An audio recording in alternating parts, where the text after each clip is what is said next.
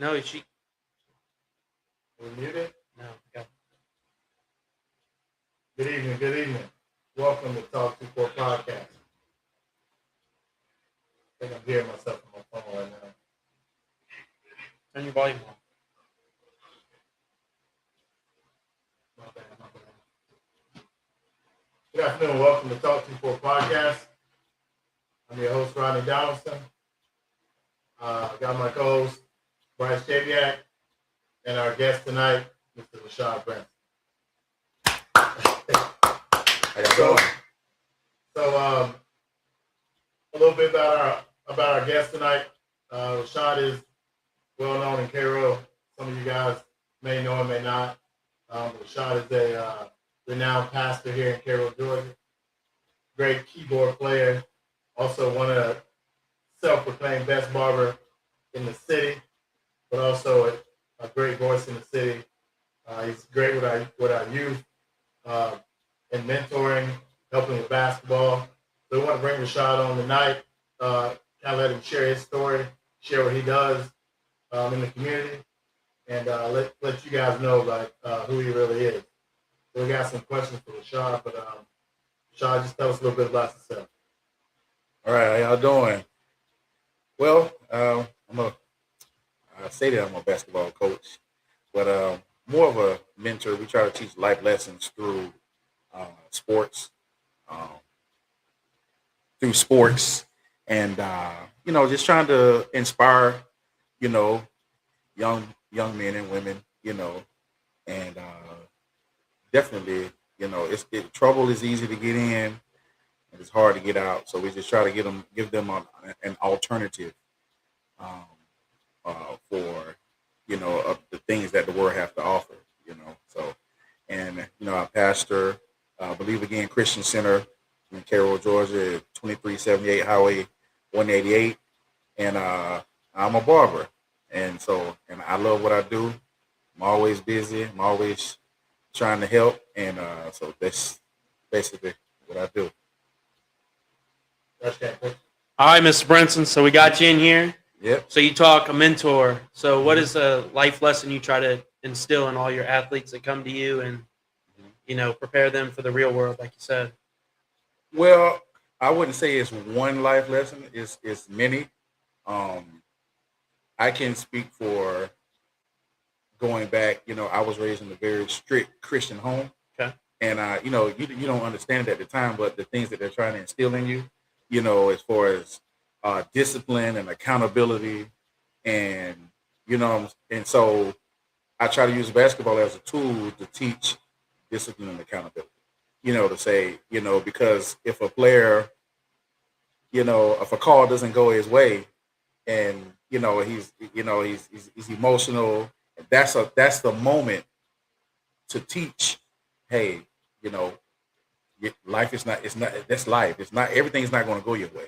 So learning how to, emotional regulation, um, and so it's basically all of that. Discipline and accountability is the main thing.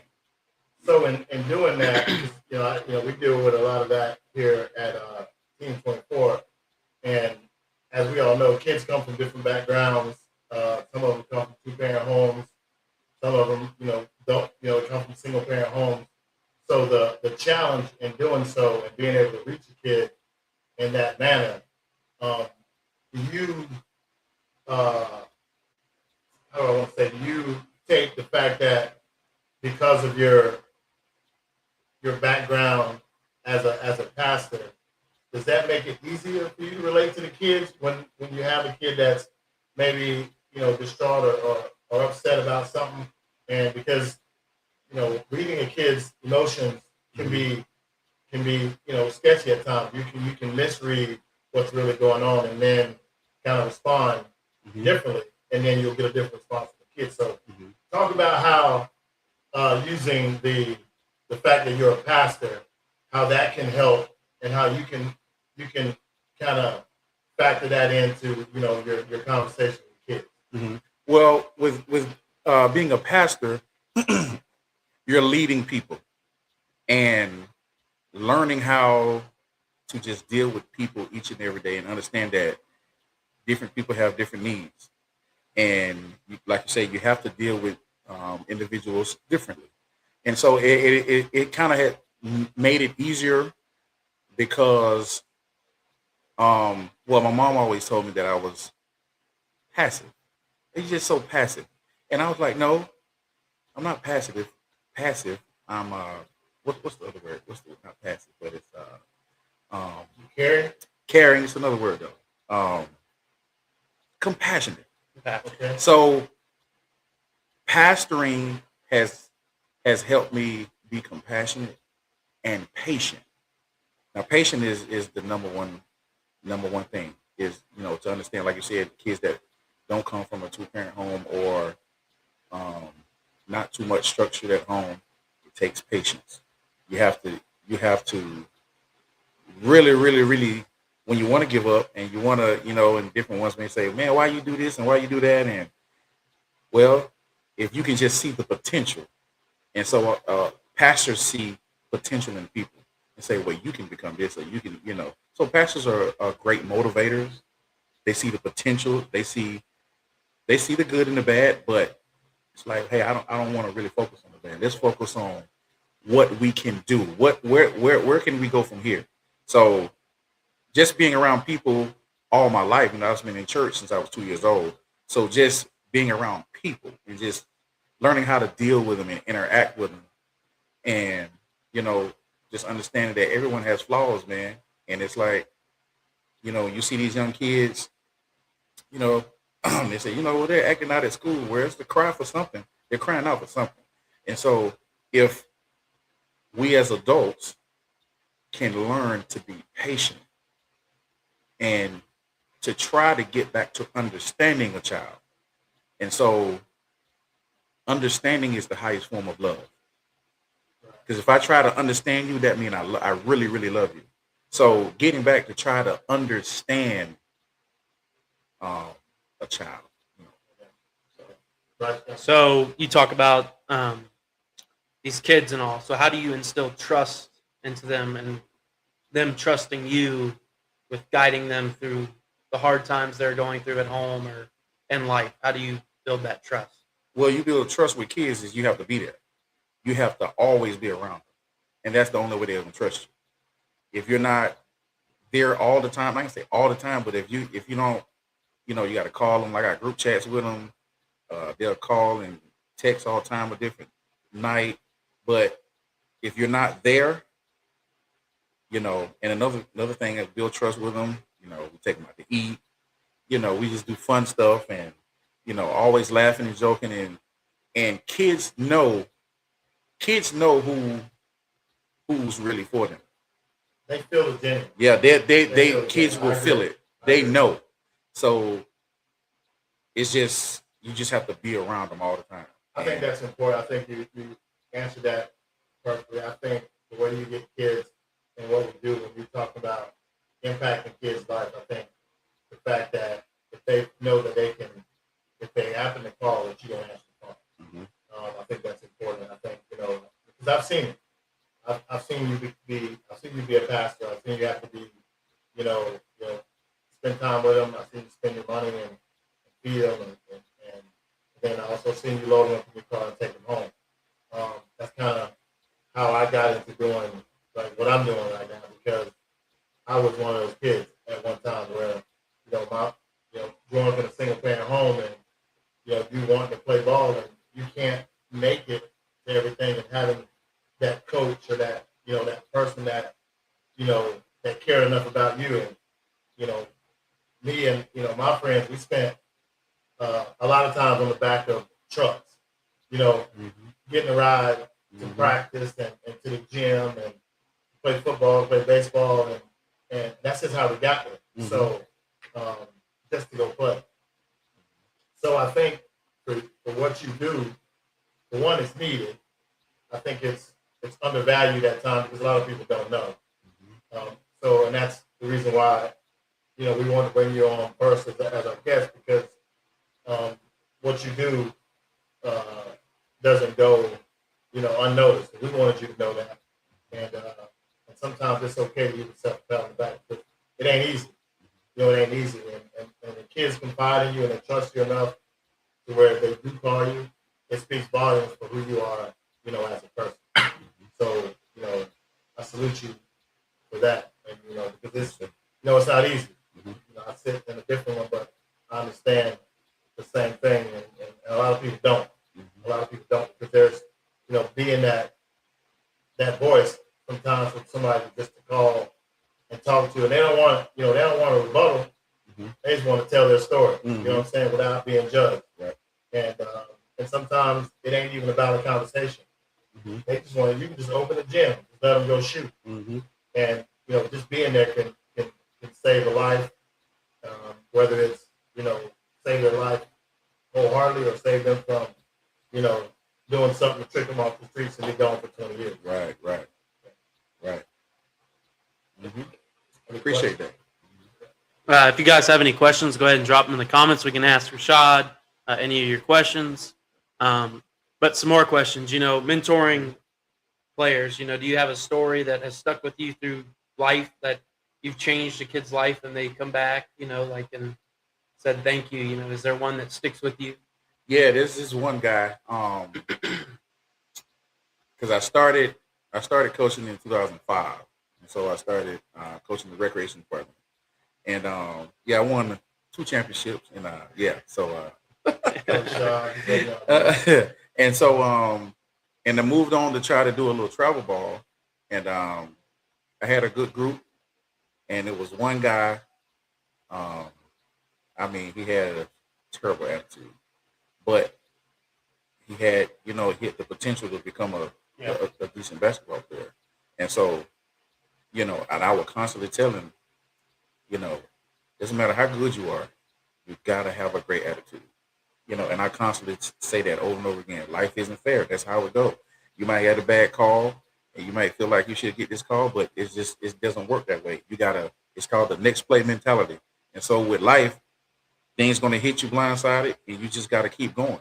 And so just instilling that. And so I used to, a lot of people don't believe it. I used to fuss and scream and holler, being in that coaching moment. And we lost a lot of games, but we won a lot of games. And so I saw him maybe a couple years ago, and he's grown. He has a kid. And when he saw me, he said, "Hey, coach, what's up, coach?" And I looked, "Coach." I said, "Oh man, that's." And I'm like, we could begin to talk. It was like, "Man, you remember when we did this and remember when we did that?" And it did my heart good because now he understands what I was trying to teach him. Now he has a kid. Yeah. Hey man, you gotta, being a man in this world, you gotta tighten up. Like, you just gotta, and so I constantly preach that all the time. And so that moment when I saw him with his child and he was like, "Yeah, man, you still coaching?" I was like, "Yeah." And when he said, "Well, when he gets about 6 or 7, he's coming to you." So that's like, that was confirmation. Yeah, I was like, that you doing the right thing. Right. This is what you do it for. You know what I'm saying? Not, having these type of stories, because with me training and me doing players and doing coaching in the coaching realm, it's there ain't nothing more gratifying than getting a text message. And I get text messages from kids and they first home run and coach had a good game, and that's the biggest thing. And then when you see them go off and to come in, and take the lesson, because it's hard. Because I was that knucklehead at one time and didn't really get it. And then when life comes full circle, and you kind of see, what that adult or that coach at that time was trying to, instill in you and show you. Sometimes we just don't get it, and sometimes we have to go through a little bit of adversity for it to open our eyes and see that. And that's the thing that that's the beauty of life and the game, and just sports in general, because you can grow so much. And I think sports have impacted so many kids' lives negatively. Not so because they didn't want to take it. You know what I'm saying? And but I think sports have saved so many lives too, because it gives you that outlet. Mm-hmm. It gives you that outlet. So the biggest thing is hearing your story is that you just because I mean I gotta be honest. I see the stuff on TikTok and Facebook and all the stuff about kids getting into it with teachers and coaches and all. It's hard. Mm-hmm. It's hard for teachers. It's hard for you to look, man, I'm reporting this kid. He don't want to listen. Mm-hmm. You know what I mean? It's so easy to walk away, but it's like that one time you just gotta, you gotta just say, you know what, I'm gonna weather the storm with him, and because you see the potential in it, and then when you see a kid that don't, adhere to what you're trying to give them, and then you open your phone and you see that they've been arrested and stuff like that, and you're like, you wish you could have reached them. Yeah. But sometimes going through some adversity can open your eyes, and then you come back and say, hey, look, you told me this was gonna happen. It happened, and I've learned from it. Sometimes it takes that. So that's a surreal moment for you to have that, full circle and seeing that person, and being able to share that moment with him. I'm gonna ask you this: talk about how you get a chance to, not only just as a pastor, you're doing your work for the Lord, and then you going out into the coaching, to the sports realm of things, and then your means of living is the barbershop where everybody get to come, kick it, tell lies, and do everything else, and that's the fun part. So you got the best of all worlds, being a pastor, a coach, and a barber, because everybody get to the barbershop and talk about sports and gossip and all that. So tell me the one story that you can remember, if there's one that sticks out, that that you sitting in the chair and the kid just kind of just unknowingly, like, how do I want to say, like, I don't know the word I'm looking for right now. It's not like a confession or just I don't know the term I'm looking for right now, but just sitting in the chair and just kind of sharing their story and with you and not knowing it. You know what I mean? Yeah. Well, that happens all the time with men, women, and children. Right. So, and with children, it's well, one moment. Testimony. That's what I'm looking for. Right. Testimony. When somebody comes up and that's actually testify unknowingly, but just by talking and not knowing that they're really just testifying and sharing their story. Right. And telling their story, kids or just whoever, just one that sticks out to you, that that to where you had to actually, where it turns out to be a point where you had to give some good advice or just listen. You know what I mean? Right.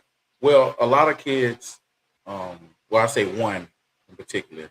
I was cutting his hair, and it was his birthday, and he was, I was just talking to him, chopping it up with him, and I just started asking him a couple of questions, and he kind of, I don't want to say broke down, but he kind of like, I didn't get anything for my birthday, and and I asked him where his father was, and it was, well,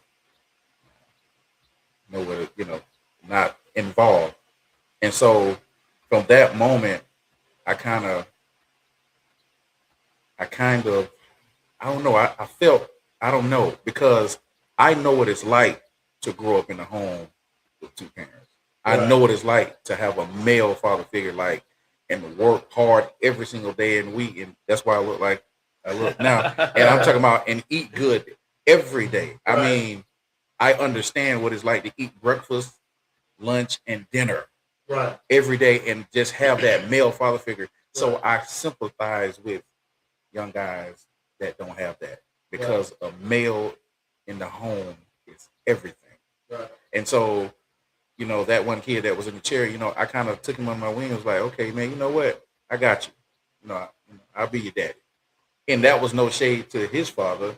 You know, it was just this say, okay, I got you. Right. And so now to this day, you know, I service him, and sometimes I don't charge him. Sometimes I do, sometimes I don't. But Right. it's just, you know, when Right. those things happen, and they begin to talk and pour out, and you know, men do the same thing. Men talk about their homes, you know, and then you know we talk about it. Women talk about it, you know, and just being able to give good advice for people to sit in your chair and actually fall asleep. Right. Yeah. And when they fall asleep, it's like, you know, that's their. And I've noticed about men, that's their moment of their place of peace for that moment. For sure. And it's like I can rest and relax. And it's like, you know, for that moment, it's I kind of don't have a care in the world. It's like I'm getting a haircut, I'm relaxed, and I'm just I like my mind to breathe. right. Yeah. And so, you know, that's why I like doing appointments, because it's, you know, people can come in and just talk, you know, whatever they, you know, confide in me, it stays with me. I don't, you know, I don't tell nobody business. And I think that's why I got, you know, a pretty good bit of clients, because, you know, I treat everybody the same. Right. And I, you know, I don't tell nobody business. It's we vibing together because, you know, we got our appointment slot, you know. Yeah. But so, yeah, to say that it's people, you know, all of men, women, and children. And then when they see the other day, I was in the store, and the lady said, "Hey, there go your barber," and the Right. kids came up and actually hugged me, and I'm like, you know, and it's those moments. Yeah, yeah, for sure. That's when you know you're making an impact. Yeah. So that's why we do what we do. You know what I mean? As far as like, because, you know, I get it. You know, like for me, it's like seeing, you know, the kids that come here train, and I see them in Walmart, I see them in whatever, and it's like, it's, you know, as gratifying for me to see them Mm-hmm. and see their parents. And when a kid sees you outside of, you know, the church Mm-hmm. or the gym or the barbershop, and they're excited to see you, that's like confirmation that you're making an impact. Mm-hmm. And it's so hard to do. You know what I'm saying? Mm-hmm. And when you, and that's got to be, you know, for you, you know, and I had to tell myself it's okay to pat yourself on the back, because you're getting confirmation from, you know, your peers and the people that, you know, that are around you that you see. Mm-hmm. So therefore, you know that what you're doing is beneficial and it's making an impact. Mm-hmm. Which is, and then it's hard to do it, but it's needed, especially in Cairo. Being that this is, you know, a smaller city and a small town, so, and this town needs it. You know, this town needs it. You know, I grew up in a single parent home, and for some, you know, it's not an excuse. You know what I mean? Because, you know, there's opportunity, and for some it's a generational curse that people can try to break, and that's what's so hard for men today. But you know, we have, you know, there's hardworking dads and there's hardworking moms out there, but it's a blessing to have a two-parent home, and for those that don't have it, it's okay to, you know, to find somebody that's that you trust, that you can share and open up with and talk to. And that's even with kids that have two-parent homes. That don't mean that they don't need somebody to talk to too, because of the fact that, you know, maybe it's a conversation you feel, you know, better off having with somebody that you trust. And as a coach and as a trainer, like a pastor and a barber yourself, you want to make sure that you're giving off the right energy to where that kid trusts you enough to walk in and say, you know, hey, Coach Rodney, hey, Coach Shaw, can we talk? You know what I mean? Yep. That's the part that's me. And then you got to hold that conversation. Right. Because you don't want to, the last thing you want to do is lose that kid's trust. That's right. And even in the barbershop, sometimes people in the barbershop talk just to see if you're going to tell it. You know what I mean? Right. Because they feel like, you know, man, I think I can talk to Shaw. They think, but then they're going to share something minute with you to see if it gets anywhere else. Right. And if it doesn't, then they'll be like, okay, then he is solid. Then they'll share more. Right. Because there's people out there that need an outlet. I don't care if they're 55 years old. Right. Everybody needs somebody to talk to. Mm-hmm. But having somebody that can talk to you open-mindedly and not judge, you know what I'm saying? That's the biggest thing. Right. Because in today's, people don't care about, like, if they tell the truth, man. They just want to be the first one to tell it. Right. You know what I'm saying? Mm-hmm. Whether it's true or not. As soon as they get the news, it's not, well, let me find out if this is true. They don't care that it's true. Mm-hmm. They want to get that phone and they want to be the first one to report it. Right. And then they come to find out now we all look stupid. Right. So let's not be so quick to, like, you know what I'm saying? Like, get information, like, whatever. Like, don't be get the truth first and pass right. it, because it affects our youth. That's right. You know what I'm saying? I do. It affects our youth because here we are acting like, you know. Mm-hmm. But all the kid wants to do is just have somebody say, look, man, you know what? You know, my dad's on me every day. Mm. You know what I'm saying? My mom's on me about this, that, and the third. Mm-hmm. And they don't understand it. And all you're going to do is turn around and tell them the same exact thing your mom and dad tell them. Mm-hmm. And or their mom and dad's telling them, they're going to get it. Mm-hmm. You know, and I was having this discussion with some kids earlier because it's like being in the classroom. Mm-hmm. And the teachers got the same curriculum teaching to everybody. Right. Right? Mm-hmm. There's 20 kids in the class, 19, you know, you get 15 of them, and they got it. And you got 5 of them, it's going to be like she's just spoke Spanish the whole time. Right? Right. And they go over there and somebody else can tell it to them the same way, and they be like, oh, I got it. Mm-hmm. You know what I'm saying? So it's different. Mm-hmm. It's not about, you know, like exactly like what you say. It's about the delivery. Right. So as adults and as parents, our delivery has to be better. Mm-hmm. As mentors and coaches, your delivery has to be better. Mm-hmm. Sometimes direct, strict, and, you know, and it's crazy to say this, but, you know, you got to get to it sometimes. You can't beat around the bush because they don't get that. Mm-hmm. Kids these days don't get, hey, Bobby, sit down. That's not enough for them. Right. You know what I mean? Yep. Because, you know, the times and everything's evolved. So with that, like, and you dealing with kids that come from 2-parent homes and really good homes and all that, and you got kids that come from a single parent home, but the mom's a hustler and she gonna get it done by any means necessary. Right. Or a single parent dad that's a hustler, he gonna make sure whatever. And that's the part that's gratifying that makes you want to really like pour because you know. And then for me, I know how it is for me. When I see that a mom's a hustler and she getting to whatever, ain't no way I'm gonna let you come out here and act this, that, whatever. Right. Or if your dad's a hustler, like I'm gonna make sure that, you know, hey, look, man, they doing everything. The last thing you gonna do is, you know, not do is uphold that standard. That's right. And keep that last name, like whatever. That's so when you run into that as one of the kids, like how do you go about like that conversation when you know it's like, look, man, you know, I see what your mom do, and you gonna do this because she's doing that. You know, is that hard? Is that a hard conversation for you? Oh yeah, yeah. It's hard, and you're asking like, how would I deal with it? Yeah. Well, one thing I did differently at a practice, you do have to be direct because you know they were like, man, you ain't never talked like that before, but they understood, you know.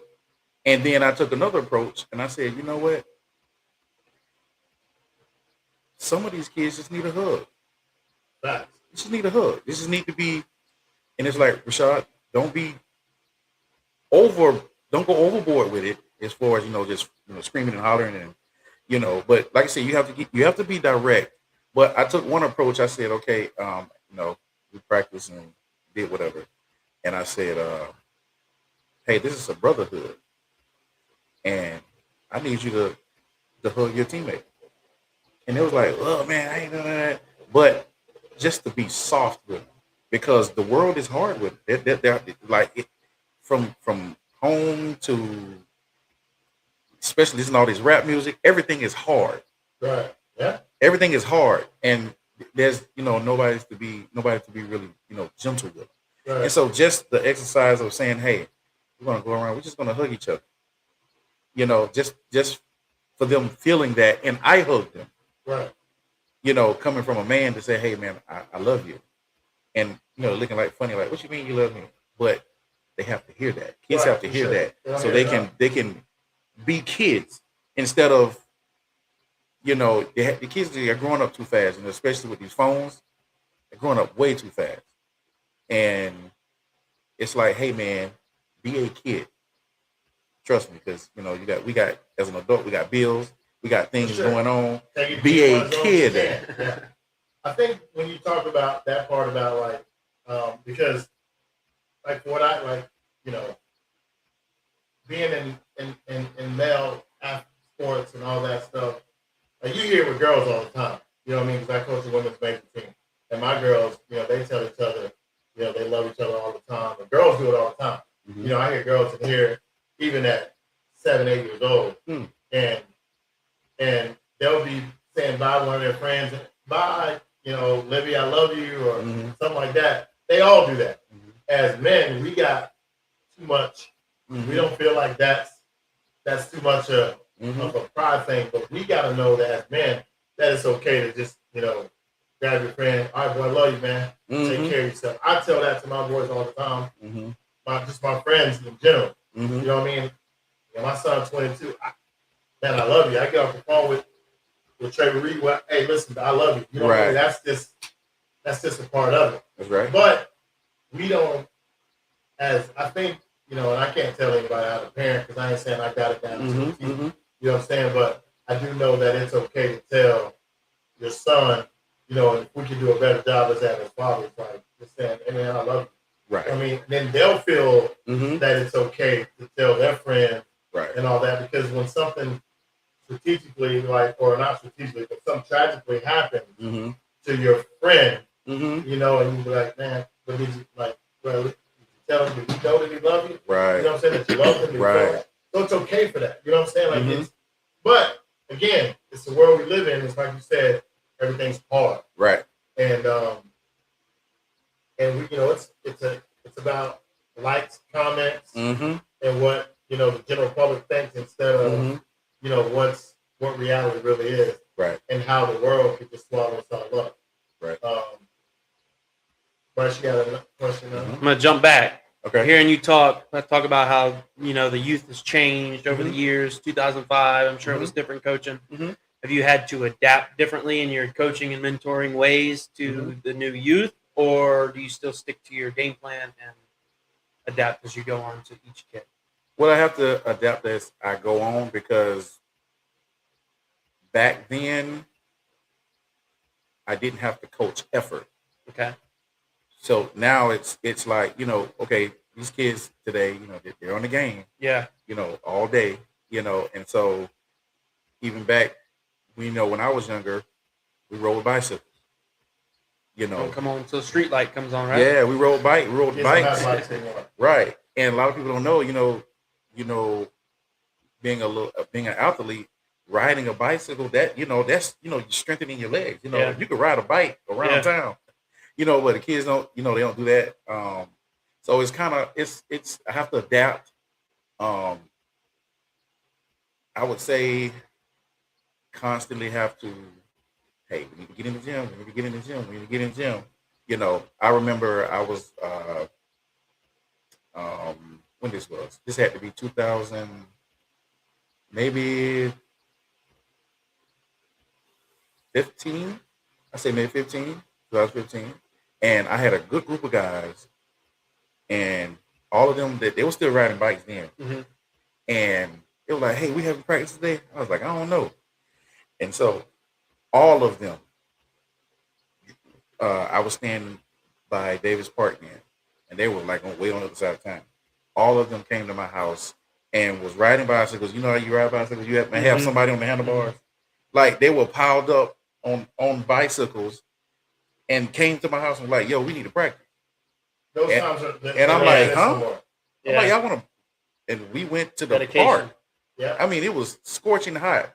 And they were like, man, we going to the park. Like, what you going to do? And they woke me up. And I'm like, yeah, it's just, you know. Yeah, those kids don't exist no more. Yeah. Like, unfortunately. Right. They don't play outside anymore. Right.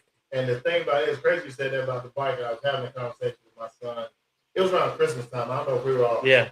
And we talked about, like, I know I was talking to my nephew about it too. I don't know if I took the conversation home, and I was talking to my nephew about it. And, you know, you wake up Christmas morning, everybody outside riding a bike. You know what I'm saying? Yep. This year I woke up Christmas morning, I ain't seen a bike Nowhere. Yeah. Don't nobody get bikes for Christmas no more. Right. You know what I'm saying? Like I remember when I was young, like we used to have to, like my brother and them would go and put the bikes together, and late at night we would ride them home so we could put them under the Christmas tree when everybody got there that morning. You know what I mean? We would go, like my sister would buy bikes for my niece and all of her sisters, and we would go and put the bikes together and ride them. We get to ride them first because she had to hide them, so we take them and ride them home. So late at night, you walk outside now, and they don't play basketball at the parks. Right. They don't ride bikes. Yep. But you know, they can work my cell phone for me. I don't know how to work that. Yeah. But you know, and that's again, I was, you know, we've been talking about this here at Team 24. It's something that it's been an emphasis of mine the last year or so. Is jumping rope. You're so surprised. How many people can't do it? How many people cannot jump rope? Right. PE or something. The PE coaches, like it's not like it is. I'm just telling you, and I'm gonna say this right here on the pod that I'm gonna be going around Walmart and surrounding stores, and I'm gonna be challenging kids. And if you can jump rope, you can give me 25 straight. I'm gonna give you $25. If you can't, you're gonna give me $5. There's got to be an age limit on that, right? Or are we doing grown-ups too there? I'm not doing grown-ups because I know they went to Southside with me. Okay. And I know we did jump rope for your heart and all that. But these kids today are not jumping rope. We've seen that. And I'm just telling you, I mean, I'm making a joke about it now, but that's an issue. You know what I'm saying? We can't karaoke. We don't high knee. We can't do it's just a push-up. Yeah, can't do push-ups. It's like the dynamic stretching and all that part has just been taken away from it, which makes my job harder, makes your job harder because we're not developing athletes. You know, I think the development from the school system have backtracked. You know what I'm saying? Like when we were in PE and all that with our PE teachers and we jump rope and we could do high knees and butt kicks and karaoke and all that kind of stuff. We worked on our athleticism. We jumped boxes. We jumped over tires. We did all those types of things. That is a lost art right now. You know what I'm saying? And because it was a thing like I remember Southside with Miss Hopkins, you would walk out there and there'd be so many jump ropes on the basketball court. You would think you ain't gonna never stop jumping rope. And then we would line up. She would call the roll. We would walk to the playground, and there was an obstacle course where you had to jump over tires that they had dug into the ground. Oh yeah. Climb over. We ain't doing none of that these days. Right. Now they got Lego classes and how to do TikToks and all this in school. Right. You know what I mean? And then we talk about how hard it is for coaches now. Well, we ain't developing athletes. Right. You know, we're not developing athletes, and so that in turn doesn't develop the mental capacity for kids to be mentally tough. Because right now it's so easy for kids to be like, nah, I ain't gonna do it. Right. Well, they ain't gonna do it because they got a $1,700 phone. Right. You know what I'm saying? And they're 15 years old, and they get a $100,000 car. And what you gonna tell them? You gonna tell them nothing. Right. You understand? So that's what you fight against. You know, and kids got too many outs. There's too many outlets right now. Right. Right. Like when we were growing up, you don't have that outlet. You know, kids don't play outside. Right. You go ride through the neighborhood after school, ain't nobody outside. Right. If they are outside, they in their cell phone. Right. They're not outside playing. Right. Like we grew up in the projects where we made a football field out of the back of the middle of the project. And it's probably 120 yards long. Right. Right. You know what I'm saying? Yeah. And when we played football, because I was having this conversation with somebody, they telling me to talk about I think it was when I was on the 50 podcast. Shout out on the 50 podcast, but we talked to them, but they were talking to me about, when we won the state championship, about the guys that were on the team. And with me being a 10th grader and those guys trusting me. Well, like this group that we got now in the high school, they all grew up together. So the guys that played when I played football, we wasn't worried about if the coach was going to put them on the team or if they was going to play in the game because we knew they was going to play because we knew how they played in the project. Right. We just got one thing we got out there. They just gave us a helmet and shoulder pad. Right. You already you made the team, but how you were in the project when we played. Right. You know their toughness. Now you don't know the kids walk out there. You don't know what they're going to do. Right. You know what I mean? I've had. I mean, kids. People come and just not be tough. Right. We've had kids come for one workout, never come back. Right. You know what I'm saying? Right. And then, but the thing about it is that it's okay with the parents. Right. Right. That's the issue. Right. We as parents, we kind of got to get a little bit tougher. Right. And we got to kind of hold them, and I get it. We all say, well, we don't want the kids to grow up or go through what we went through and all that. But, my rebuttal to that was, you came out okay. Right. You know what I'm saying? Yeah. You can't give kids too many options. Right, you can't, and that's what I saw. You got to, if a kid quits, it's like, okay, well, they didn't want to do it. No, make them do it. And I know that sounds kind of crazy, make them do it, but you kind of, that's structure, Well, make them do it to a point where you start and finish it. Then if you decide you don't want to play next year, it's cool. Right. Don't allow them just to quit right there. It's not about them. You're quitting on your teammates. Right. And all that kind of stuff, which is something that you don't want to kind of have that, put that in them because then they're going to continue to quit like down the road, whether it's from a job or family or whatever. So I know we kind of, straight off of it or whatever, but talk about like with you being from Cairo, right? And growing up in a two-parent home and, and in the church, how does that come into play when a parent comes to you as far as like when it's especially like now that you are dabbling in like the AAU side of it and some of them and dealing with parents, which is the hardest thing for any, I don't care how, whatever, the hardest thing to deal with when it comes down to travel baseball, travel basketball, travel football, whatever, it's the parents. So I know how I deal with it, or how I handle certain situations. Do you come across or has parents been an issue? You know what I'm saying? Because some parents need to know that, because some of them don't know that they're the problem. Well, I haven't had too many problems. Maybe a few, but it wasn't major. I think that when the way I deal with parents is, if they come to me and say, "Hey, I heard you have a development program," because that's what I let them know at first. It's not elite AAU. That's not what this is. For sure. This is a development program to help build them mentally. Learn how to deal with each other, learn how to cooperate, and learn the basics of the sport. Right. And if we have games, I'm going to play who I feel like should play. Your best talent. Right. Amen. Right. And the best talent and the one who showed up to practice. So if you don't practice, you don't play. So that's accountability. I can get behind. Yep. Right. Yep. If you don't practice, you don't play. Right. If I hear you doing something at school, I'm not gonna play.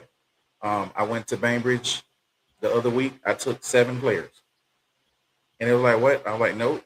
I took 7 because those are the ones that showed up to practice, and they wasn't giving me any trouble. And so I let the parents know this is a free program, right?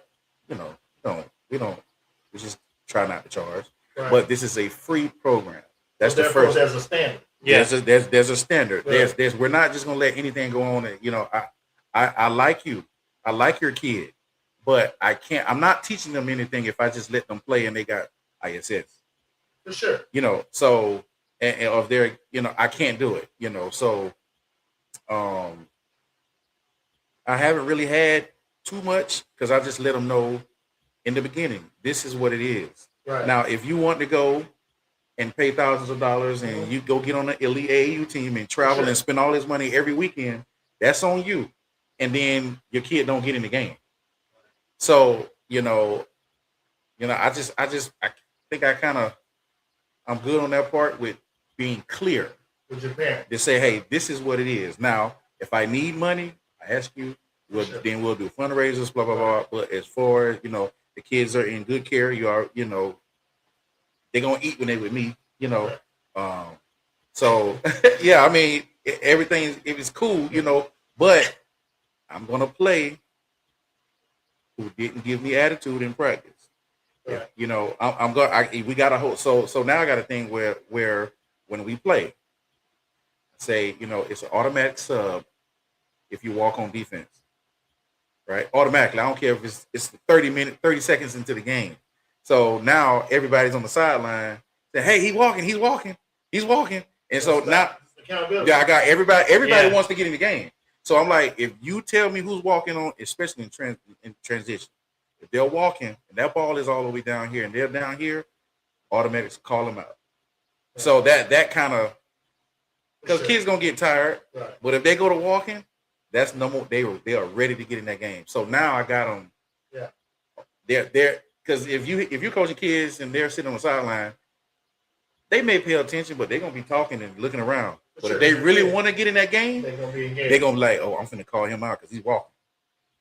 So it's little stuff like that. Right. Talk about the standard. Do you have a bunch of kids, that play for the name on the front or the back? Like, how do you handle that as well? Because nowadays there's a lot of kids that play for themselves, not the team. Right, and that's the thing as well. I have another rule that, well, the name of the team is Young Hustle. Okay. If you don't hustle, I'm not going to play you. Period. Because that's our name. You have to run. So one rule I have, the other rule is if you're getting ready to take a shot and you have a defender on you and you see that guy in that corner, he's wide open and you don't pass it, you might not play the rest of the game. Because I can't have you shooting and dribbling into traffic when you see that guy over there wide open. So now you're being selfish. Yep. So I have to immediately call that out. Say, hey, you were very selfish on that play. Because he's open. Give it to him. It's 5 people on the court. So that's kind of, those situations is kind of how I teach life lessons. Like, you're implementing a standard and a culture. Yeah, that is. And you're holding everyone right. to that standard. Everybody to the standard. So that's right. a good, because I think when you look at programs, and anybody that's had their own program, whatever, I have my women's team, and and the biggest thing about me and the way we do it's the culture. Mm-hmm. It's the standard. We do it the way we do it. If you can't adhere to it, then this may not be. Not saying you're not a good player. Mm-hmm. Not saying this may not be the place for you. This is how things are. Mm-hmm. And in doing that, and there's going to be some people that can agree to disagree. They're like, why you take them out the game, whatever. Well, they're 7, 8 years old. Mm-hmm. It's not like they can go to Florida State next year. Right. So by you doing that, mm-hmm. when they get up down the road, mm-hmm. when they're 15 and 16 years old, mm-hmm. and coaches don't do that, it's already instilled in them. They're going to play like that regardless. Mm-hmm. So then it makes things easier. Then it makes it easier for the next coach. Mm-hmm. Then what coach says is, this boy right here been coached right. Mm-hmm. You've been in a program, you understand what it is. And a lot of kids, and I had to have a conversation with my son, because when we left high school and he got to Auburn, it was the first time in his entire life that he wasn't the best player on the team. Mm-hmm. You get what I'm saying? Mm-hmm. And that was an issue. And we had to backtrack. Hey, dog, mm-hmm. you got to know how to handle this now. Mm-hmm. You know what I'm saying? And that's going to happen to everybody. Right. You know what I'm saying? Like, there's only been a few people in the whole world that's been on a team for their entire life, but they were always the best player. Mm-hmm. At some point, you're going to get on a team where you're not the best player, and you have to make the adjustment. Mm-hmm. And so, but nowadays, you see people jump teams because they're not. Right. They don't stick it out and ride it, and right. they don't want to be on that bench. They jump and jump ship. And not only we're jumping schools now. Yeah. We're doing everything. This High is school. not even talking about college. This is high school. Right. No one wants to compete because things don't go their way. Right. So they run. Mm-hmm. And that's okay. But then you have some programs that don't have a culture or a standard. Mm-hmm. They run kids off because you don't have a culture mm-hmm. and you don't have a standard. Right. So when you don't have a culture, you don't have a standard, guess what? People take their kids. Right. That's not saying, I can't blame any parent that says, we're leaving. And I'm not leaving because I don't want to be here. I'm leaving because what's the direction for my son or my daughter that wants to play at the next level? Mm-hmm. If you don't have the culture and you don't have the standard here, it's only right for you to move your child.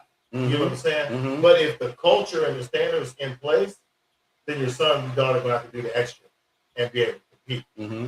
But what we got going on right now is we have so many parents that are holding on to this sense of entitlement Mm-hmm. where we feel like, well, they should let everybody play. Mm-hmm. Or, well, if this guy's not having a good game, you should take him out. No, we shouldn't take him out. Right. You know what I mean? Right. Because he's done enough to earn that. Right. You know what I'm saying? Right. And if you're looking at that because you want your son to play because he's not in there, then you need to go to practice. Right. Right. You need right. to go to practice and Watch. watch your child. Mm-hmm. You know what I'm saying? Mm-hmm. You need to go to practice. Don't go calling the coach. Right. Go watch your child. Right. Right? Don't go watch anybody else's child. Don't go watch the kid that's playing because he's playing. Yep. Go watch the kid that's not playing, see what they're doing, and that will tell you why they ain't playing. Right. So then you're going to see the same thing the coach sees. Mm-hmm. You know what I'm saying? That's We're right. so quick to say, well, and I hear it all the time as an instructor, well, these coaches don't teach enough. Mm-hmm. You get what I'm saying? Well, Mm-hmm. the coach don't even work with it. Well, newsflash, right? Mm-hmm. He's the coach of the team. Right. He ain't the coach of your child. You're right. He is hired to coach the team. Mm-hmm. If you want your child to be better, then you need to go do the extra. Yep. So your child can come back and make the team better Absolutely. and make the coach's decision so much easier. Mm-hmm. You know what I'm saying? Absolutely. But what we do is we make complaints about, well, they don't want to do this thing. And this is the one that get me more than anything. Mm-hmm. And I'm sure you've heard it. Mm-hmm. But the coach don't like him. Oh. Yeah. Yeah. The coach don't like him. Right. Why the coach don't like him? What Right. what you do? Right. Like that's not the one. Right. You know what I'm saying? Mm-hmm. The coach may not. Yeah, you're right. The coach don't like him, Mm-hmm. right? You know what the coach don't like? They don't Mhm. like his effort. Mm-hmm. They don't like his attitude. Mm-hmm. That's not saying they don't like the kid. Mm-hmm. You know what I'm saying? Mhm. That's what the coach don't like. Right. Because the coach ain't got no business not liking a kid if you out there doing what you're supposed to do. Right. You get what I'm saying? So we as parents have to stop making excuses, Mm-hmm. and we got to hold our kids accountable. Mm-hmm. We got to go out there and watch practice. You know what I mean? Don't Mhm. come game day and say, well, why he ain't in the game? Right. Just because you pick him up at practice, Right. don't mean, well, I go to practice. No, you pick him up at practice. Right. You don't go to practice. Right. Yeah. There's a difference. That's right. You know what I'm saying? So it's tougher on parents because, you want to be there for the kids. You want to support your kid or whatever. Mm-hmm. But do your part. Mm-hmm. You know what I'm saying? Like when I say do your part, like go, if you go and you prepare your child, you give them the lessons, you give them the extra work or whatever, you're going to be able to park your truck and your car, sit back and watch your kid play. Mm-hmm. You know what I'm saying? Mm-hmm. He going to earn his chicken. Yep. But just because he's on the team, there's no sense of entitlement to where he should be Right. out there. That's right. And I don't care that he's a senior. When Right. they playing a freshman or whatever. You know what that means? That means your son had 4 years to get it right. Yep. And if he ain't got it right, I Right. don't feel sorry for him. Right. And that's an issue nowadays. Uh-huh. It's an issue in middle school, whatever. But he's an 8th grader. You know what? That's his fault. Right. You know, it's unfortunate, but that's, there's no, we gonna play everybody. There's no participation trophy. We're Right. not doing that. Right. Right. Right. And right. And again, it's hard because again, like when I was on the podcast for the 50, we talked about, how the development at the rec department here in Cairo and how like the kids aren't going out and playing enough. Mhm. They're not playing outside. They're not doing. We don't have where we have kids get out of school and they got a basketball game at night at the Mhm. middle school, a league game. We Right. don't got leagues. Right. You know what I'm saying? Right. So it makes your job harder. Mm-hmm. It makes my job harder, Mhm. which makes the high school coach's job harder. Right. You know what I'm saying? And Right. we don't have the kids. I don't know. That's going to the bigger schools because we don't have the development program. Mm-hmm. And that's why again, kudos to you because that's what you're implementing is bringing a development program. And that's what we try to do here is we try to develop athletes or whatever. But we need to help out, our high school coaches Mm-hmm. and our middle school coaches by having development programs in basketball and in baseball and football.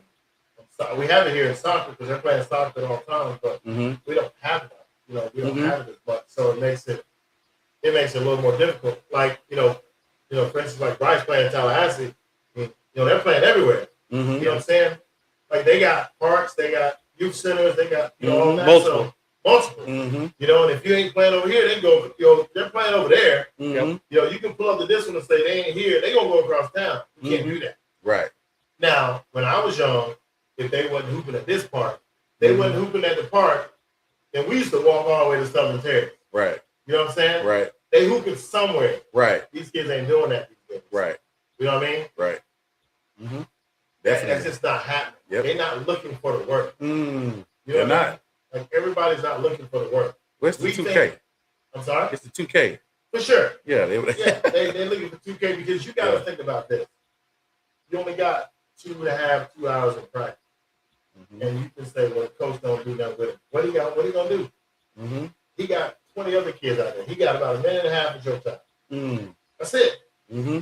So we got to do extra and whatever. So the extra that you're providing and that, what we have here is what's needed. Mm-hmm. And there's, there's people that need to take advantage of it. So what I want to do right now is extend an opportunity for you to reach out and tell people, how to get in touch with you, how to get in your program. You've already stated it's a free program that, that you accept donations and all that so that kids can have so much, some other stuff or whatever, be able to do some other things. But tell them how they can get in contact with you, how they can, if they got kids that's interested, how they can get in the program. Tell them about the free haircuts you give every month. No, I said that. My bad. Nah. But, share that with them. Okay, well, you can get in touch with me on Facebook. It's Bishop Rashad Brinson. And on Instagram is Big Shad the Shooter. Okay. Yeah. Mr. Boss Man Deal. There you go. Here. Big Shad the Shooter. So, yeah, you just type in Big Shad the Shooter on Instagram. Okay. Bishop Rashad Brinson on Facebook. And we have an actual a Facebook page, Young Hustle. You'll see a basketball with an orange with the fire coming off the basketball. And phone number 229-327-0095. And basically, we're a free program to try to help kids develop them to teach life lessons through basketball. There's so many lessons that can be taught through all sports, but I always had a passion. God didn't give me the, He didn't bless me with the athletic body, so I had to, learn how to, I just took a love for the game. So I'm a student of the game, and so I'm always trying to learn. I'm always, looking up stuff, reading, and so we play local teams. There are a lot of, I know a lot of coaches that don't want to do the AAU thing because it's just a lot of money and a lot of travel. And so I know a lot of coaches in their city that are just like me. They're just trying to help kids. And so we have a lot of local games between Thomasville, Moultrie, Albany, Valdosta, Bainbridge, Donaldsonville, Quincy, Tallahassee. So it's always games, and we kind of go year round. And so we may play the same team, 2 or 3 times a month.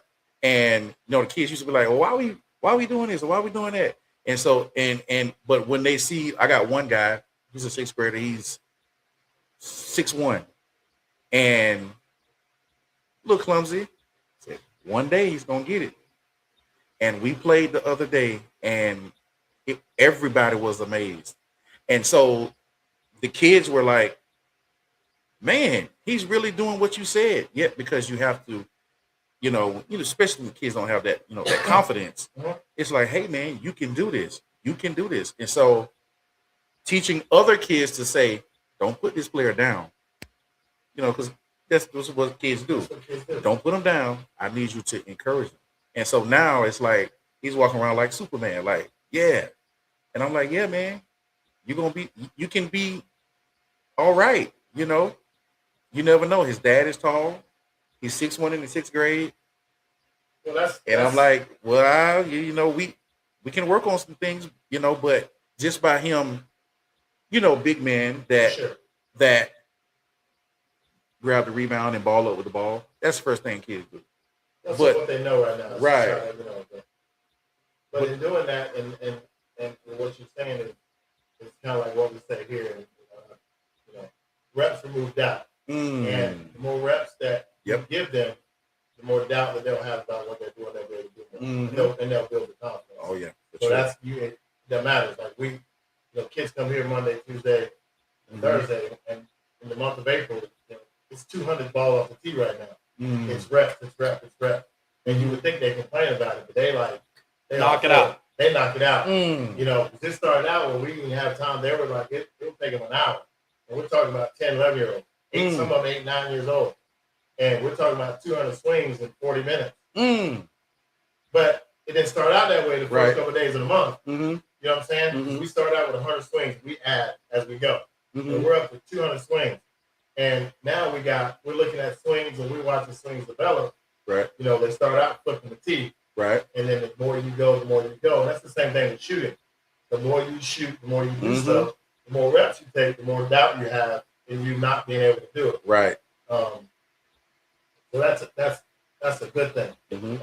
Bryce, do we have any if you have any questions, go ahead and ask them in the comments. Any questions that you saw on there? But Rashad, I have another question for you. Being a mentor, how has that changed? Like, when did you find your calling, to do this and to fully go into this? It was 2022, 23, one of them. I went to a I would say tournament or round robin, whatever you want to call it. And I saw kids that were 8, 9 years old. I mean, could dribble the ball and score, like playing hard. And I'm like, man, you know what? Ain't no way in the world K-Roll can go out like that. We gotta train some, you know what I'm saying? 7, 8-year-olds. I'm like, because it just amazed me when I saw them. And I'm like, man, these real little bitty kids. And they didn't let the goal down either. It was like, but they had a small ball. Yeah. But they were playing. And I'm like, if we could just develop some athletes like that, by the time they get in, if you're 8, by the time you get in 7th, 8th grade, you'll have a, you know what I'm saying? Yeah. Not saying you're going to go to the NBA, but you will have a great, right, you know what I'm saying? A great program. And so that was one thing. And then the kids that were reaching out to me, that were saying, hey, what you gonna do? We need to do something like this, And so one day it was just like, man, just go for it. And I put it on Facebook. I was like, yo, man, anybody want to hoop? We're gonna have kids of all age groups, and if you want to hoop, meet me at Holder Park. And we had about 50 kids show up, and it was just like from then on. And I got to shout him out. He's been with me since day one, and he came to Holder Park. And Tristan Singletary. I was here for camp. Tristan has been there since day one. Yes. He came to I still got the picture when we took, and he was a little something. He was the only one out there, but he was. Tristan is, man. I just had to shout him out. Yeah, you can see it in his work. Like you say, he come out, he come to camp. He's came to camp the last few years just to get his body stronger. Yeah, you know what I mean, and go through that. The hard workouts we put him through here just to change his body, just to get stronger. Yeah, he's got that. He's got that thin build, but and it's helped him. Yeah, it's helped him. It's to help him develop his game more. And that's the biggest thing too. Is staying with it. So. I know we've been going a little bit, and I don't want to keep you guys all night, but definitely wanted to touch on some more things. Did we have any questions? No questions yet. No. Anybody have any questions? You got anything else for Rashad? No, I mean, just, I think it's great what you're doing. Keep up what you're doing. Kids nowadays need that structure because a lot of parents, enable them and make them soft to what they're not. And, it's unfortunate to see kids struggle at the young age, not having both parents, whatever, and not money and other kids out here traveling, but you're got a free program, like you said, to give back to your community. And I think that's really great what you're doing. Keep up the good work. Yes, sir. Yeah, again, it's just, for you and what you do, um, nothing replaces, you know, what you do as far as, because it comes from the heart. You know what I'm saying? It's not about a financial gain. And a lot of people do, things of this nature for financial gain. And, you know, people ask me all the time about, Team 24 and why, this, that, and the third. But, and I get asked a lot of times about just my prices alone. I just had a phone call today, and a lady come by and she wanted to know if the amount of my summer camp was for 1 month because of what the rate we have it at. And I said, no, ma'am, that's for the Whole that's 6 for the weeks. whole 6 weeks. She was like, really? She was like, yeah. And the look on her face tell me what a lot of other people have told me, for the last 3 or 4 years. Hey, man, you need to go up. You need to be charged way more. But, because of what we do, we're here from 8 to 3, and it's an all-day camp pretty much, just like if they were in school. And, I'm not oblivious to the fact that we should probably or could probably charge more. But I also am not oblivious to the fact that when I was young and all the other kids' parents drove across town, picked me up, took me to practice, bought me a hamburger, dropped me off after the game and all that when I was little, because my mom was a single mom, with 5 boys and 1 girl. And the help that they provided for her, just so I could have a chance to, pursue my dreams and play ball. Because without the help of the community, people picking me up and taking me to practice and dropping me off and all that, how can I not like give back in that sense? So I would feel like, unappreciative to what people did for me to help me get to where I got to. So that's my way of giving back and understanding where I came from. You know what I'm saying? And that's my reason for, why my prices are the way they are. And I want people to be able to come like every summer. We have a kid here, just like you said, from day one that's been there. I mean, I've had camps. It's 2016. Yeah. So I think Bo Blanton, he came to my camp as soon as he turned 6. 6 years old. He came to camp, and he's been to every single camp I've ever had at Team 24. Thank you. Every single camp. Now, it's just like 51st dates with Bo. Like, it's just like this is his first time every day. But, like me seeing Bo come is like, that's because I saw where he came from. From all that. And then now there's kids here that are on, year 3 and year 2 and all that. But if we jump this price up and whatever, they're only coming one time. You know what I'm saying? Right. And the fact that kids are able to come more than once, and the fact that kids can come to your program because it's free and be in it for as long as Chris has been in it, they're gonna get something out of it. You know what I'm saying? And then we've been fortunate enough to be able to put kids come through our program, go off to college. God, I remember when the Christian Mage and the Ricky Walkers, and Daryl John, all these kids, and Will Prince just coming through Camden. You see them all playing college ball. So when you see that, you turn around. We during camp, I think it was last year, 2 years ago, and I had a memory pop up on my Facebook, and there was a little Christian Mage and a little Ricky Walker and all that. And I think people seen Ricky Walker in the last 2 years. That ain't little Ricky Walker no more. But just to see all that, just come, and you're gonna be able to see that down the road when it's be like when kids go off to college, and you're like, man, he came through my program, and that's the gratification that that's gonna be way more than the fact that somebody walk in and cut you a check. Because that's what I get. I get when I get back and I go to these things, and Coach Ryder, can you come to my signing day? You know what I'm saying? Right. But that don't happen if you got prices. I mean, here because people go somewhere else. That's right. So, I think that's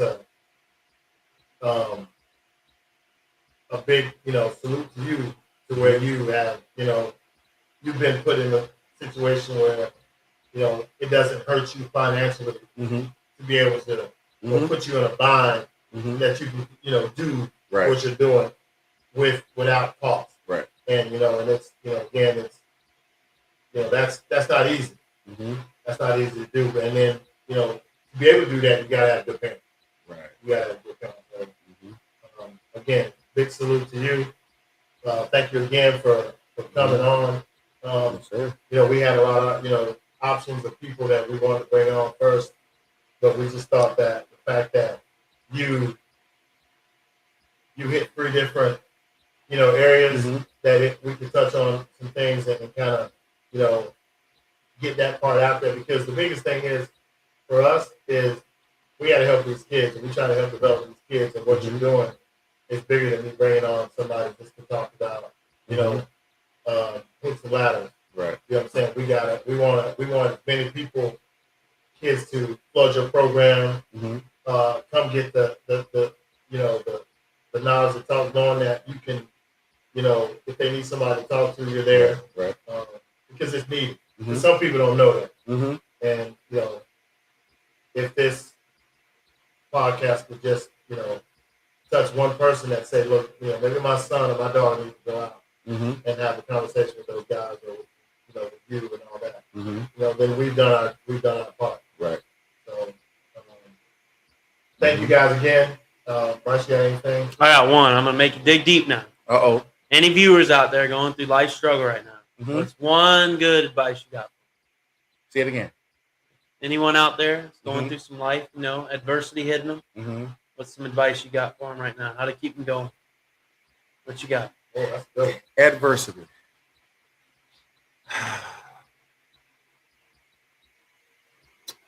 I would say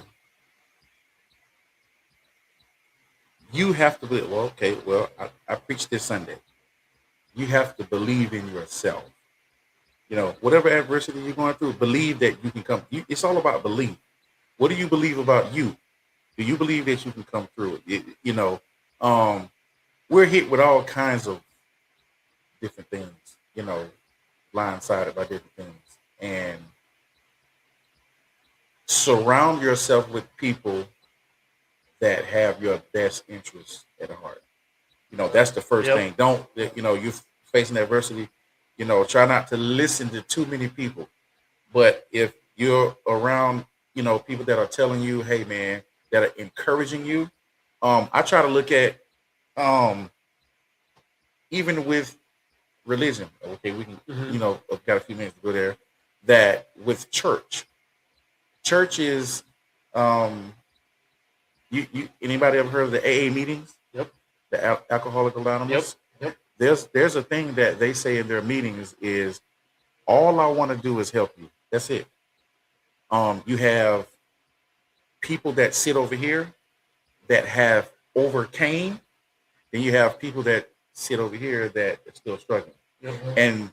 And they talk to them and they tell them how they overcame.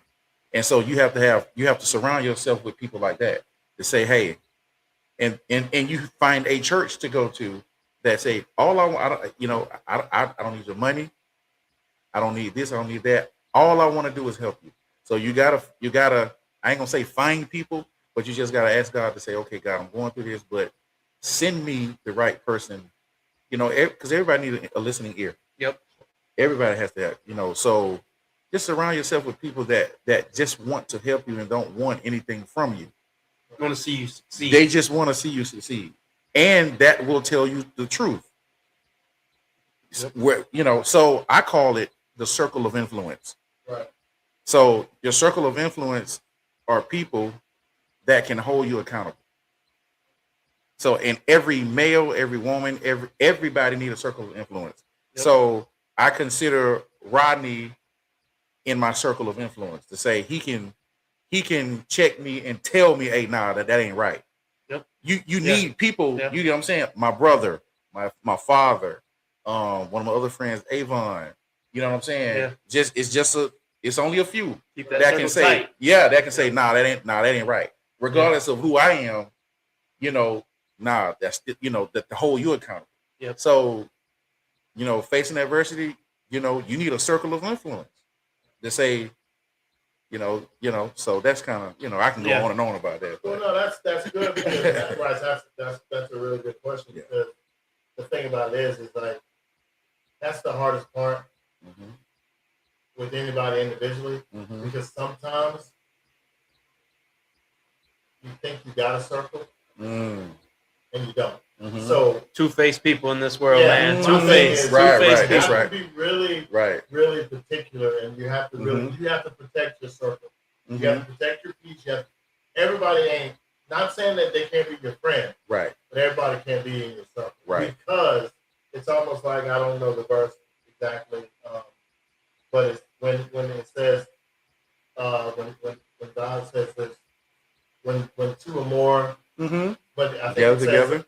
I think it says on the same accord, though, right? Not just in the same room, right?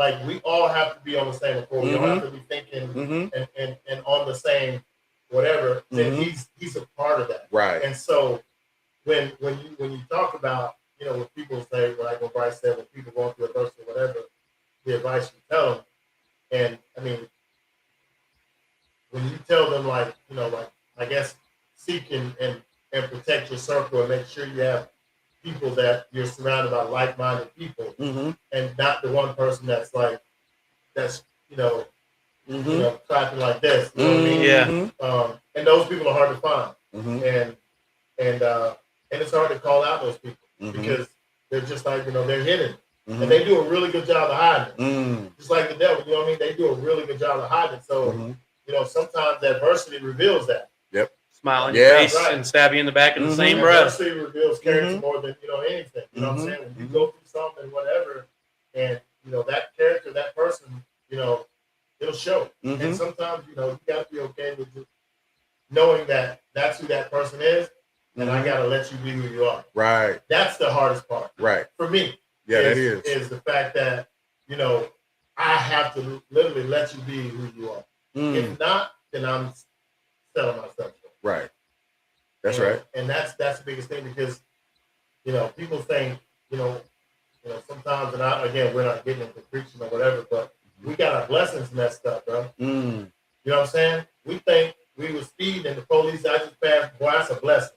You know what I'm saying? Right. But there ain't no blessing. You get what I'm saying? We got our blessings mixed up. You know what I mean? So and if we can get, because I had mine mixed up. Right. You know what I'm saying? But it took me being able to sit down with my frat brothers and people that I hold at a high whatever, and I know that hold me accountable for my things that I don't do whatever. You know what I'm saying? And so when you in the circle you're in, and somebody like comes to you and they say, "I'm in a dark place," like, and like, how do you, not as a friend, but as a pastor, like when somebody just says, "I'm in a dark place," like, how do you what's your response, your rebuttal to them saying that when that's all they can say? You know what I'm saying? Like sometimes is it just let me pray with you, or do you just start just like opening up, like just trying to take their mind off of whatever? Right. It's immediately taking their mind off of it. Right. Because if they open up and say, I'm in a dark place, blah, blah, blah, whatever, I've had someone tell me that before, and then it's silence after that. Yeah. Because if you just go to talking, it's like, well, dang. So it's, silence and just say, well, tell me more about it. Right. And then, because, we all need people to listen to it. So, hey, I'm in a dark place, I'm going through this and that. And so the more they begin to talk, I don't say anything. Right. Because I don't have any advice at that moment. Facts. At that moment, maybe during the conversation, but at that moment, I'm just listening. Right. Because that's what they need. Right. And I need to, the goal is to understand them, to let them know I understand. Right. So if it's saying that, okay, it could be anything. My job is to say, even if I don't agree with whatever's going on, I have to try to put myself in their shoes and say this is why they're feeling that way. So pastors have a big job to slow down and really counsel people. People need help. People want to come to the church for help. Right. But they need a listener, not a elaborate. right, Yeah. right. They need a listener. Yeah. To say, Right. let me try to see if I can understand. And then I'm like, oh, okay, now I get it. And then we can move forward. But if you don't understand or even try to understand this, So have you ever been in a situation where, let's say he's in a dark place, uh-huh. not necessarily a dark place, but he's looking for some type of Mm-hmm. advice or something to that, and he comes to you and he says, "Listen, this is where I'm at. This is what I have going on," Mm-hmm. and he shares with you, but you don't you don't have the knowledge or the right answer. Mm-hmm. Do you try to elaborate on that, Mm-hmm. or do you say, "Listen, let me do this. Let me get you to somebody Mm-hmm. that can give you a better answer for what you need," Mm-hmm. or do you say, as a pastor, we have people do this all the time, Mm-hmm. and we have people do this in sports. Mm-hmm. We have dads that say, "Well, let me show you how to hit, son. You don't know how to hit. Yeah. Right. Let me show you how to shoot, son. You don't know how to shoot." Right. So if somebody brings you something or whatever, I don't know if preachers or pastors, and I think we got Thornton on here too. Mm-hmm. We do. So he may want to elaborate on this too as well. We could probably talk about it with him some other time. Mm-hmm. How is it for you to just be like, I care about you Mm-hmm. enough to tell you that I don't have the response or the answer that you need. Mm-hmm. Oh yeah. Let me and you together go find the right thing instead of having too much pride and advise them Right. the wrong way, and then they go and crash. Right. Because you said, "Well, Pastor told me I should have." Well, knowing you ain't know. Right. And I'm not saying it doesn't happen because we are human. Right. But that's what happens in life. We go to, Mm-hmm. Sister Johnson over on the porch over there, Mm-hmm. who come to church every before Sunday, whenever they're cooking, and with their bad egg salad or chicken salad. Mm-hmm. But no, I'm just being Yeah.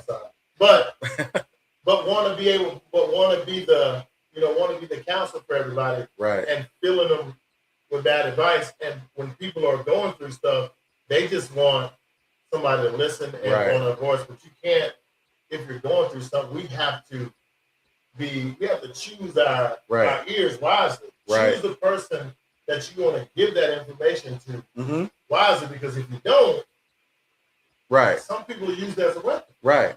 Yeah, and that's why it's good to have, talking about church and pastors and preachers, to have good relationships with pastors. I got relationships with pastors of all ages. It's so important. Like you said, if I don't know, I should be able to pick up the phone call and say, "Hey, man, exactly. I got this going on. Can you handle this situation for me?" And I can trust them with this person because it's a soul. Right. So I can't be like, and not somebody's going to take it and use it again. Right. Man, they called me saying that. Right. With people that ain't, you know what I'm saying? And so it's rare, but you have to, and just pray and ask God, I want divine relationships, divine connection with people that have the same mindset, same goal, stuff like that. So yeah, if I don't know, we can talk about something else, but we'll, because I got a pastor friend that he specializes in, dealing with relationships and with marital stuff. So I don't want to go on that because I want to have I do want to bring, you and Mr. Thornton and Mr. Robinson on that, and have a different type of dialect where we talk about these type of things. So I don't want to give too much on that because then we'll be repeating it. But that's kind of like whatever. And I just, Bryce, I want to take a little bit of that. Justin asked on how many games would y'all have this year? Justin Brinson. How many games did y'all have this year? How many games did we have this year? That you're going to play this year coming up? What do you mean? Does he mean Young Hustle or I'm not quite this is sure. my brother? Yeah, he just said, how many games are you going to play this year? Um, uh, as many as we can Okay. because we go year round. So the way I've been figuring it up when it comes down to sports, and that's just like me cutting hair. I can't take 2 months off and then be like, oh, I may lose my, you know what I'm saying? Yep. I just, Yep. you got to keep doing it. I can certain stuff. Same things that I apply with my barbershop, I apply it everywhere. I apply it with basketball. You got to show up every day when you're supposed to, show up on time, put in the work, you know, and year round. We're going to go year round. Give the kid, even if they playing football, we still have basketball practice. Okay. It's like, so as many games as we can, and we're going to play. We only had one. Pastor Thorne had one over there. He said, in reference to what we was talking to Stephen Thorne Sr., he said, we got to be man enough to let them know we don't got the answer. Yeah. But my brother has been through what you're going through. Mm-hmm. You got to go to God. He'll send you the right ear, which is right. Sure will. You know what I'm saying? You got to get the right ear. Sure will. You know what I mean? Because in this thing, that's the biggest thing. So yep. That's what Bryce was saying. Like mm-hmm. somebody that's come to you, like been through adversity, like your advice to them. Yeah. Because once you give it, mm-hmm. To some, that's gold. Right. You know, right. When you open your mouth, uh-huh. like you're just pouring gold out to them because they're coming to you for that. Mm-hmm. So that made a lot of sense. So mm-hmm. that was good. Mm-hmm. But again, man, we've been on for a while, but that's kind of what we want to do. We don't want to leave things out. We also don't want to, not get what we want, mm-hmm. Out there. But we appreciate your time. Pleasure having you on. Remind people one more time where they can find you, call you. You can find me. You can call me or text me 229-327-0095. That number will never change. You can find me on Facebook, Bishop Rashad Brinson. On Instagram, Big Shot the Shooter. The Shooter. You'll see me. I got a video pinned where I was doing a move. Whoa. Yeah. Yeah. Look at it. I was doing a move by myself and I did an up and under. Yeah, reverse layup. So yeah, I did that. 220. That's moving. My man. Yeah, 220. I wish I was 220.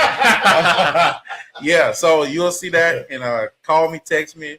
We always when are your dates of practicing and well it's kind of random right now because they're getting ready to start middle school football workouts. Okay. So a lot of kids will be in and out. But I tell you what, tomorrow we will be at Southern Terrace Park because it's hot, and we will be at Southern Terrace Park at 6:00. You want to bring your kid out there? We're gonna run the track. Let them come. Don't run them off. Don't run them off. You tell them to work out. You gonna run them off. We're just gonna run the track one time, and then we're gonna do a little. We always do the word of the day. Somebody might call out hustle or discipline. And we'll expound on it. Like we did. Discipline is you have to do it each and every day. So my passion wakes me up, and we talk about that all the time. We talk about passion, and then we'll work out. We'll play basketball, and bring the kids out to Southern Terrace Park tomorrow at 6:00. Sometimes we be here at Team 24.